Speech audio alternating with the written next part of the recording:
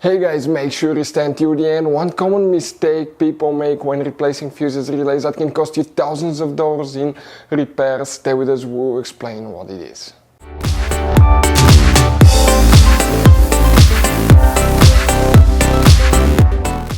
Hey guys, welcome back to Auto Repair guys. Thank you guys for watching and subscribing to the channel. Today will be super helpful video 20V having a Mercedes E Class, that generation from year 2010 to year 2016. If you guys have one of those, if you need to find where the headlight switch fuse is located, which fuse you need to check, where you can buy cheap parts, tools, fuses, relays at a good price, quick shipping, that way you do not waste your money and time.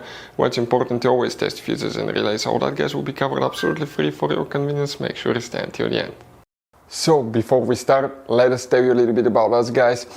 Now, if you have a Mercedes E-Class, that generation from year 2010 to year 2016-17 guys, this is the W212 guys.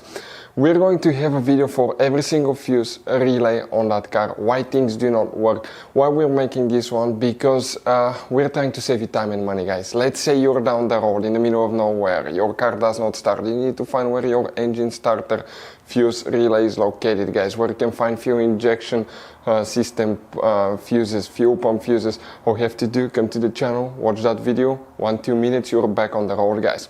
In addition, we'll share where you can buy cheap parts and tools, that way you do not waste your money and time. Every single car we get here at the garage, we try to make guys at least 200 to 300 free repair videos. We take them completely apart, we show you how to fix mechanical, electrical, engine work guys, body work, a little bit of everything. And we have more than 12,000 free repair videos on our channels that can save you thousands of dollars guys in free repair videos. Check it out if you need help with that. So let's go ahead and start on it now. So the headlight switch fuse, where you can expect to find it? We will demonstrate on this generation guys right here, Mercedes E-Class. This is the pre-facelifted model, this is the facelifted model, but it will work for both. You guys have, by the way, multiple fuse boxes in that car. They will be working in just one that's under the hood. Go ahead and open the hood. Now here on the driver's side next to the brake reservoir you have a cover. Remove that cover, you'll find the main engine fuse box with a layout like this one. Before we guys continue, let's explain quickly why it's always a good idea to test fuses and relays.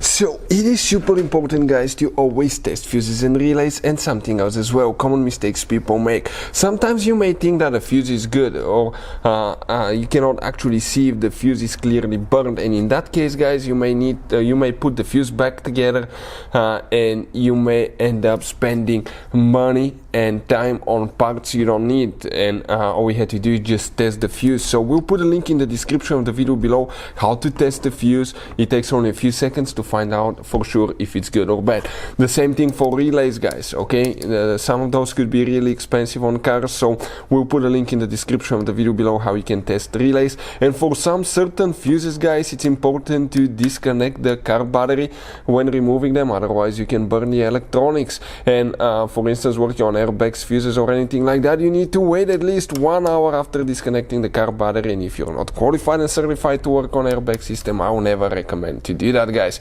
But when disconnecting the car battery guys, okay, common mistake people make, it's important to know which battery terminal you reconnect first. If you do it the wrong way, you can burn electronics modules. How we know about that? We burn before the traction control module on BMW that cost us $2,000 guys. So we'll put a link in the description of the video below which battery terminal to disconnect first. Check it out for your convenience. Here guys, for the headlight switch, which fuses we need to check. If you guys need to buy any fuses, relays, parts, tools at a really good price and quick shipping, we'll share the link in the description of the video below for your convenience. Check it out.